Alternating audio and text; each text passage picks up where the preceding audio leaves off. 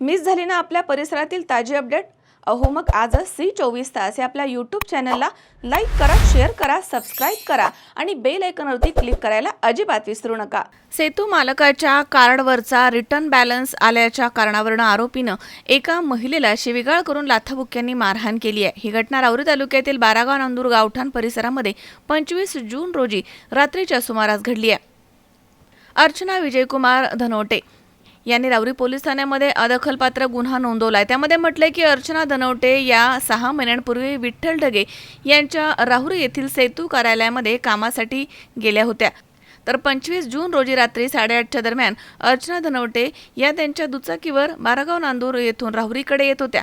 दरम्यान बारागाव नांदूर गावठाण परिसरामध्ये आरोपी विठ्ठल ढगे यांना अर्चना धनोटे यांना थांबवलं आणि सेतू मालकाच्या कार्डावरचा रिटर्न बॅलन्स आल्याच्या कारणावरून त्यांना शिवीगाळ केली आणि लाथाबुक्क्यांनी मारहाण केली. घटनेनंतर अर्चना विजयकुमार धनोटे यांच्या तक्रारीवरून आरोपी विठ्ठल बाबूराव ढगे याच्यावरती अदखलपात्र गुन्हा नोंदवण्यात आलाय. पुढील तपास पोलीस निरीक्षक रवींद्र देशमुख यांच्या मार्गदर्शनाखाली पोलीस नाईक गणेश सानप हे करतायत.